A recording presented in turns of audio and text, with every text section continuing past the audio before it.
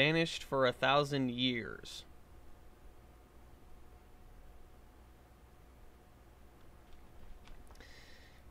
Princess Celestia! Twilight exclaimed while nuzzling the alicorn's shoulder. I'm so happy to finally spend some time with you. And I'm happy too, Twilight. I explicitly told the guards not to disturb us. Now then, should we go to the dining hall to get our brunch? Celestia offered. With pleasure. They entered the dining hall, which was a grand salon, being 7 meters high and thoroughly decorated with golden chandeliers and oil paintings. The room had 2 lines of tables, giving room to hundreds of royal equestrians. At the end of the hall was a single giant table dedicated to Princess Celestia and her associates. On this day it was reserved for just her and her favorite pupil. I most certainly want to hear all about all the adventures you've had with your friends. All of your letters have made me very curious, Celestia said. Twilight Sparkle began. Since the time you assigned all of us with the studies on the magic of friendship, it's just been one adventure after another. For example, when Apple Bloom got the cutie pox. A little bit later. Oh my, it looks like Spike was in a heap of trouble, Celestia decided. Yes, but fortunately I managed to use my teleportation spell to get us all out of there before the teenage dragons could get to us, Twilight continued. I'm impressed. It seems like you've also improved your magical abilities a lot since you left Canterlot, and I really want to see them for myself. Princess Celestia started to look around the crowded room while other royals were having their meals. But perhaps we should wait for a little more privacy. Both the teacher and the student shared a mild chuckle. That reminds me. When Luna visited Ponyville, she used a spell to bring a number of toy spiders to life. I've never heard about such a spell, and I've been dying to know more about it. Oh, Twilight, I wish you would leave that spell alone for the moment. It's a pretty dangerous spell that could wreak a lot of unintentional havoc. If you really wanted to study it, you would need to devote all your time and focus to it, Celestia warned. You're probably right, Twilight declared. There are still a number of spells I want to perfect first, but there were also a couple of questions I wanted to ask you about your sister. Please, go ahead. I never understood why you exiled her to the moon. Wouldn't it have been more convenient to lock her somewhere in the castle? Maybe even try to separate Luna from Nightmare Moon? I couldn't keep her in the castle. She wouldn't let me.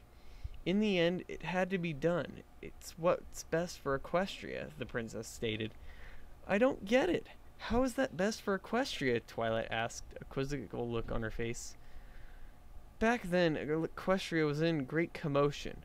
A solution had to be found as quick as possible, even if it wasn't the best answer at hand. Twilight suddenly realized something. Princess Celestia's behavior was a little bit off. Some pony who didn't know her as well as her prime pupil might not have noticed it, but everything the alicorn said took her a fraction of a second longer to begin. It was as if she chose her words very carefully. She continued her questioning. But still, 1,000 years seems like an awful long time. Did she have to be banished that long? That day of the summer sun celebration was the very first day Nightmare Moon could return from her imprisonment. I couldn't have accelerated or, as a matter of fact, delayed her return. Nevertheless, why were my friends and I the only ones that would retrieve the elements of harmony and fight off Nightmare Moon? Why were you unable to help us? Most of the royal ponies had already started to leave the dining hall. I'm very sorry, Twilight, but I must now return to my royal duties, Celestia declared with a hint of relief in her voice. But, Princess, there's still so much I want to ask you. Twilight was obviously disappointed. My faithful student, you know I enjoy every minute we can spend together, but you know just as well that my regal responsibilities have to come first. The princess' voice was filled with authority. Twilight sadly answered, Yes, I know. If you do have any more questions, you should probably go and ask Luna. She should be in her room right now. It's in the Star Swirl the Bearded Wing. I'm sure you'll find it, Celestia offered. Thanks, Princess. I'll do that right away, Twilight declared. Take a drink here.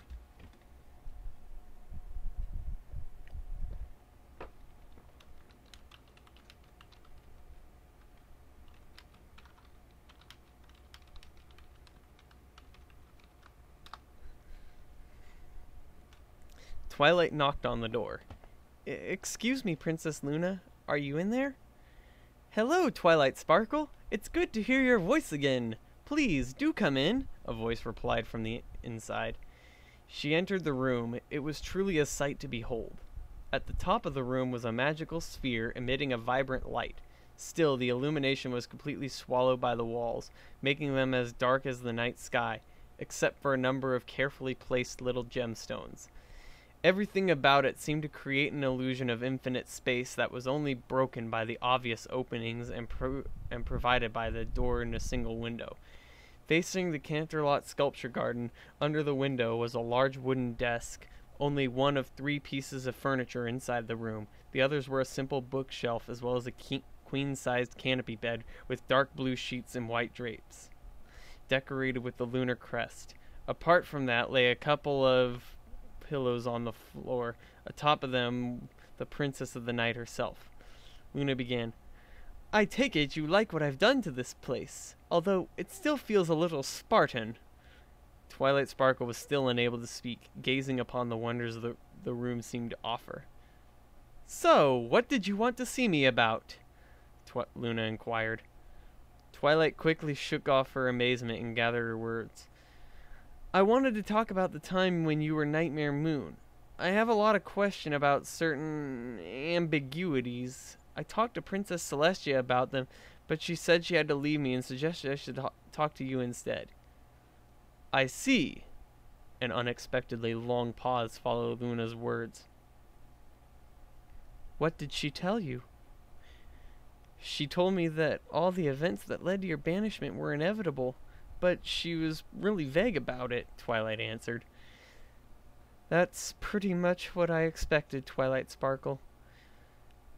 You may ask me any question you want, but if I have the feeling my response would leave my sister or me uncomfortable, I will not answer.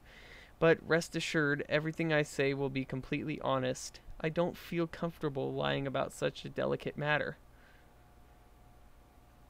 Twilight involuntarily blushed. I'm sorry, Princess. I don't want to be rude by any means. I just wanted to know why you had been banished to the moon for 1,000 years. Did you have to be sent so far away? Yes, I wanted to, or rather had to be sent as far away as possible. It would have been bad if the ponies of Equestria had been constantly reminded of my existence. Twilight was confused by the princess's strange answer, but ignored it for the moment due to the amount of questions she still had intended to ask. She continued her questioning. But 1,000 years? That does seem like an awful long time. Could Princess Celestia really force you out for that long? She didn't have anything to do with it. It was simply the first date I could return, and so I did. Nothing more to it, Luna stated.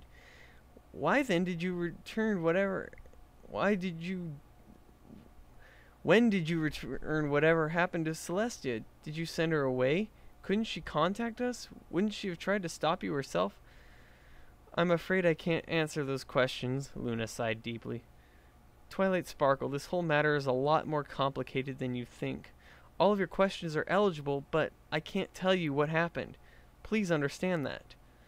This only made Twilight more curious. Why can't you answer them? Are the answers too humiliating? In some sort of ways, yes. Still, the truth could lead to some dire consequences. The conversation was interrupted by someone knocking at the door. Twilight, are you in there? A familiar voice asked. Spike! Twilight magically opened the door and rushed toward her assistant. What are you doing here? Spike gave her a confused look. It's already 3 o'clock. Don't you remember? We're supposed to meet up with your parents in an hour. Oh my gosh, I completely forgot the time. I'm sorry to leave you so suddenly, Princess, but thank you for the time you took for me. You are always welcome in here, Twilight Sparkle, Luna replied. Spike jumped on Twilight's back. Come on, we need to hurry. Your parents promised me to try out a new recipe for lapis lazuli lasagna for dinner. I don't want to miss that. After every pony said their farewells, the princess stared into the deep space that technically was nothing but her wall. She was thinking about telling Twilight her entire story. Maybe she could understand. Maybe she would deal with it the way she deemed appropriate, and maybe she would believe her. The next morning, Twilight opened the door to her room inside the Canterlot Castle. It was the same guest room she always got when visiting the capital, and immediately trotted towards her assistant. She had been spending the entire morning wandering about town looking for some book or some pony to help her. Poor Spike, I'd never thought gems could cause food poisoning, Twilight tenderly caressed the dragon's scaly head. Twilight, please, I could stop, Spike muttered. Oh, Spike, I wish I could do more for you, but ponies know very little about the dragon anatomy. I checked every book in the medical section of the Canterlot library, but didn't find anything. I'm afraid you'll just have to wait it out, and remember to eat lots of oats. That's always your answer, if you don't know what else to do. Oats! Spike cringed in pain. I can't help it. Whenever I was sick as a filly, my mother would feed me oats, and it really did help. Twilight sighed. I guess it'll be at least 2 more days before we can return to Ponyville. At least we don't have any appointments we could miss. You don't need to stick by my side the whole time, Twilight. You should go outside. Don't be silly. I'm not going to leave your side again, Twilight promised. Spike's eyes started to fill with tears. No need to cry. It's nothing really. No, Twilight, it's... Suddenly a burst of flame, as well as a letter, escaped Spike's mouth. Spike, I'm so sorry. Intuitively, Twilight placed her hoof on the assistant's forehead. Is there anything I can do for you?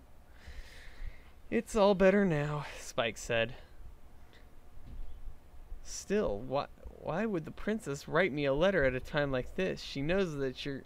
Twilight held the thought. She noticed that the letter didn't have Princess Celestia's seal on it. What the... Who would... How could... She simply decided to open the letter and read it. Dear Twilight Sparkle, you may not believe it, but what you hold in your hooves is completely true. I never intended to write it down, but this is the real story of how I got banished to the moon for 1,000 years. First off, you need to know a little more about my sister and me. We are the 2 princesses, for we were born to the sun and the moon themselves. Celestia was born first, in the image of our mother. I was born as the heir of our father. You see, it is not us who actually raise the sun and moon every day. We are merely earthly voices of the true king and queen. This story begins in the old days when the nation of Equestria was just newly founded. My sister and I were the chosen rulers of this newborn home to ponies of all kinds.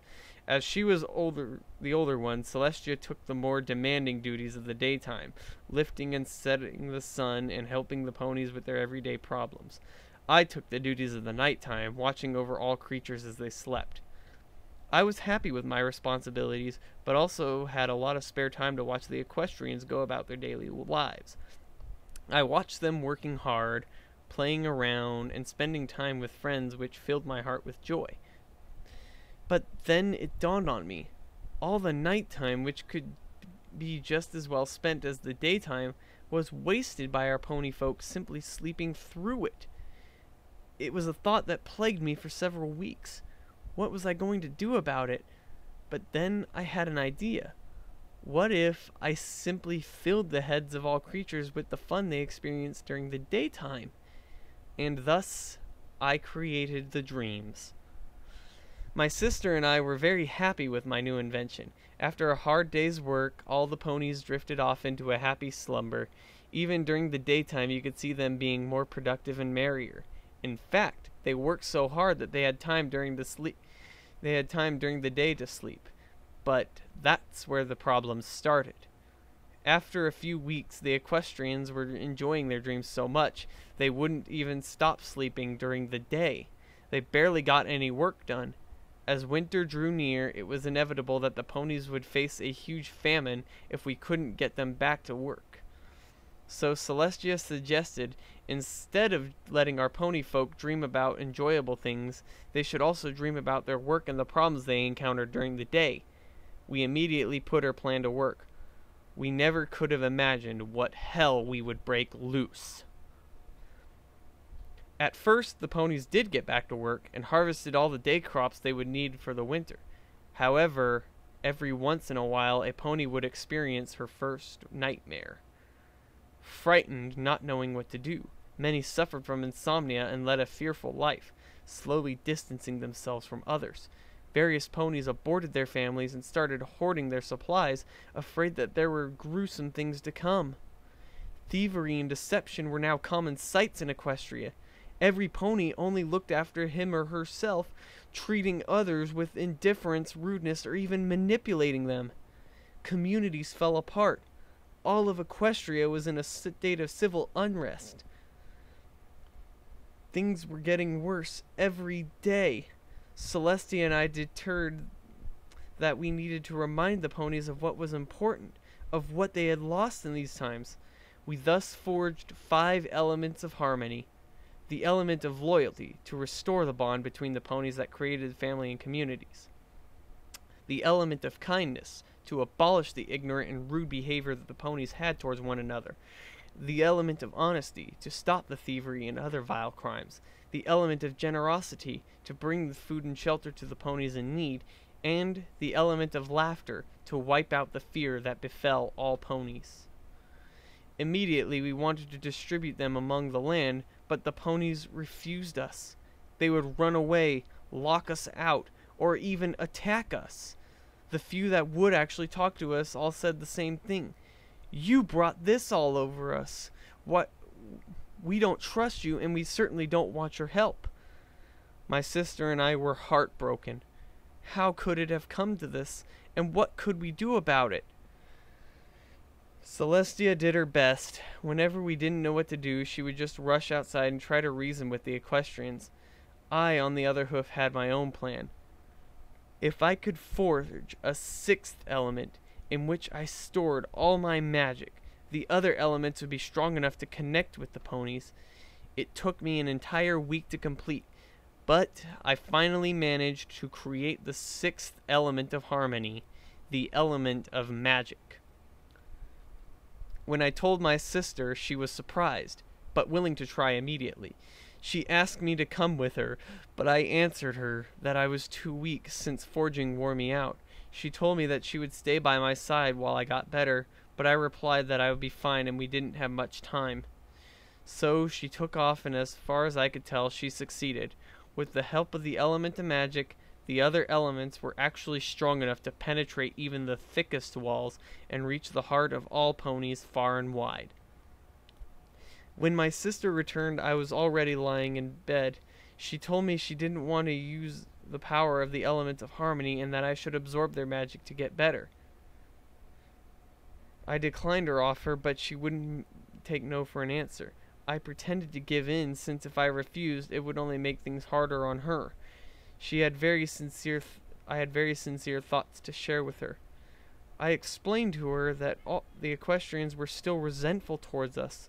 Some pony had to take the blame, and that pony would be me. Celestia didn't want to listen to this. After a heated argument, we agreed to talk about it the next morning.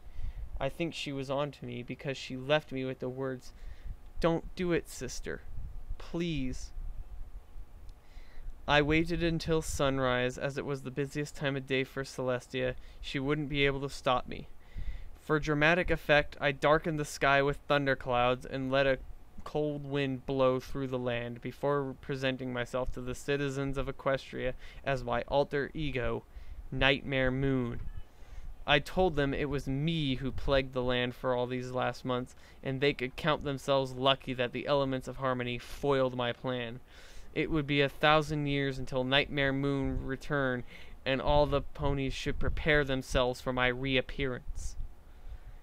I never knew how my sister reacted to this, and I was afraid to find out all that time.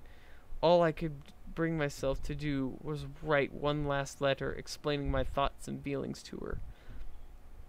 In that letter, I told her how sorry I was that it had come to this, but I also spoke of my confidence that she could handle the tasks at hand. She had always been the more responsible and the more capable one. I would probably need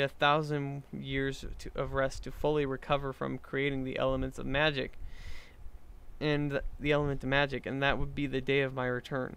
On that day, I, as Nightmare Moon, wanted to see if the equestrians still stood up for the elements of harmony after all this time. At this point, Twilight, you may feel sorry for Celestia, or even for me, but remember that for immortal creatures, 1,000 years seems like the blink of an eye to you, and I could imagine worse places to rest than in the loving embrace of my father. Now that you've read the whole story, it is your decision what to make of it. Yours sincerely, Princess Luna. Spike! I can't believe this! Twilight yelled. Can't believe what? Spike responded, seemingly feeling a lot better. Everything the princess wrote in this letter, Twilight explained. If you want to talk about it, you'll eventually have to tell me what she wrote. Twilight? But she was already gone. As Twilight Sparkle burst into Luna's chambers without a knock. Princess Luna, we need to talk about this letter you sent me. As she spoke, the unicorn magically waved around the letter. Twilight Sparkle, how unexpected. I thought you would have returned to Ponyville already, Luna greeted, not acknowledging her guest's rudeness. Do you care to explain? Twilight asked angrily. What is there left to explain? Luna's stern voice was filled with authority that reminded Twilight who she was talking to. Twilight winced at her own thoughtlessness and timidly answered. There are a number of things in your letter I don't understand. For starters, how did you send this letter to me? The princess held a hoof up to tell her guest to be quiet. I will answer all your questions this time. No strings attached. Except one. You'll have to answer me one question first, and you must answer truthfully. Luna's voice became even more sinister. The last of the anger and confusion faded from Twilight's mind and were replaced with uneasiness that slowly grew into panic. Okay, was all she could say. Now, Twilight Sparkle, answer me this. Do you believe what I have written in this here letter? Luna asked as matter-of-factly. Twilight was startled. She'd never expected this question. What should she reply? Was there a wrong answer that would lead Luna to throw her out? And if so, what was the correct answer? She could just answer truthfully. No, I don't believe you. Good, Luna happily stated. Twilight was utterly confused. Good? How is this good? Well, if you came here believing what I told you, all you would have asked me was for some closure. But as you say, you do not believe me, thus you will demand solid evidence for what I stated in this letter. I would have expected nothing less of Celestia's favorite student. I don't want you to just believe me out of benevolence. I want you to completely trust me. With relief, Twilight started asking her questions. So, how did you send that letter to Spike? I have seen my sister send letters to you before. It is quite an easy spell to copy. It's just not very useful. There aren't many dragons that would reply to a pony's mail, after all, Luna answered. Twilight took a second to evaluate that answer, since she was promised solid evidence. The answer might not have been solid, but she was satisfied with it, and would hopefully continue to be. You claim to have created all dreams, Twilight continued. It's hard for me to believe you are really that powerful. Can you actually prove it? Luna sighed, annoyed. Just how am I supposed to prove such a thing? I certainly don't have any idea, but I can tell you this. You have witnessed the powers of Discord.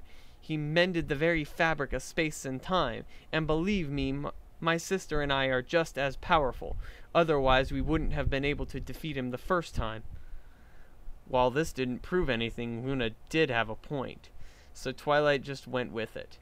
It is kind of true. But what about Discord? Princess Celestia told us the two of you used the elements of harmony to defeat Discord. They also helped us defeat Discord a second time. Luna smiled at her guest. Oh, Twilight Sparkle, you have to realize that in the end some stories really are old pony tales. I could tell you the whole story about Discord, but it would take a lot of time. It's best if we save that for another day. This all seemed very dubious to Twilight. What about the elements themselves? When the elements were passed on to my friends and I, they were just left in the middle of the Everfree Forest. If they were really that important to Equestria, shouldn't they have been secured somewhere else? In the end, most of the power of the elements of harmony was already released all over the world.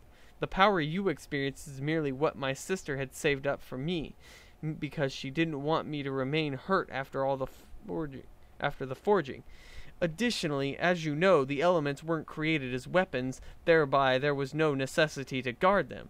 Some pony could just recover them when they were needed. This didn't match with Twilight's experience at all. The retrieval of the elements was the main reason Nightmare Moon was defeated. But when we did try to recover them, you did everything to try and stop us. What would have happened if we wouldn't have reached them in time? Twilight Sparkle! Thou shan't underestimate us! Luna's eyes started to radiate heavily as thunderclouds gathered behind her, giving her speech a very frightening feeling. As she witnessed her guests ducking in fear, she returned to normal just as quickly as she had changed. Luna calmly continued. Believe me, if I really wanted to stop you, I would have. You may have been the best magician I've seen in 1,000 years, Luna giggled. Twilight's smile quickly faded as she grasped the meaning of those words. But I have already forgotten more about magic than you will ever know. All I sent you your way were trials, tests to see if you and your 5 friends really believed and embodied the elements of harmony. I was obviously very pleased with what I saw. That's why I actually created those pieces of jewelry for you, to bring around the elements whenever you needed them. Are you trying to tell me you created those necklaces the moment we were able to defeat you? Twilight's trust in the princess gradually shrunk. She was suspicious of what the princess had said before, but this had to be a downright lie. Yes, I did. The very second you held that very motivational speech, showing you truly understood the elements of harmony, I gave the necklaces as a gift to you, and especially for you I made a diadem. It only seemed fitting since you impressed me the most, and you represented the most powerful element. I mean, did you really believe they just happened to be shaped like your cutie marks? Luna said with a grin. Twilight reddened. The honest, flattering lifted her spirit and made her forget about the disbelief she'd had seconds before. If you did create the element of magic last and with a special ceremony, wouldn't it make us stronger than the others? Twilight asked. Twilight spoke these with a mix of pride and shame. Yes and no. It is indeed a very special element. That is why the other 5 elements are usually centered around magic. However, its might is entirely dependent on the other elements. It can only channel and amplify their power, Luna declared. But if all this were true, why didn't Princess Celestia tell any pony about it? Why did she lie? I don't think she was very happy about it, but she wouldn't have let my sacrifice be in vain. She probably just went with it. Nevertheless, I'm almost positive she never lied to any pony. If I know my sister right, she never dared to speak foul of me, or, as a matter of fact, even acknowledge my existence. If you think back, did she ever badmouth me because I tried to wreak havoc among all of Equestria, or, as a matter of fact, ever talking about Nightmare Moon by name? No, I don't remember such occasion, Twilight admitted. Luna further explained. You see, my sister and I are too light-hearted to directly lie to others. It kind of comes with being an all-powerful alicorn. We only withhold the truth if we think it might be hurtful to the pony we talk to. In the end, all of Twilight's doubts had vanished. Even though Luna's evidence wasn't decisive, she now believed her. Thank you, Princess Luna. After all you've told me, I believe you. I still need some time to think about it, but I believe you. If you don't mind, I think I should return to Spike. You see, Luna magically levitated a flask with unknown contents toward her. What is this? Before you go, I want you to have this. It's Aqua Regia. It should be able to dissolve the gemstone without attacking the dragon's stomach. But how did you Didn't I tell you not to underestimate us? Now, quick, bring it to him as fast as possible. Twilight Sparkle promptly took the flask and went out the door to deliver it to Spike. After a moment of hesitation, she turned around and faced Luna one last time. Thank you, my princess.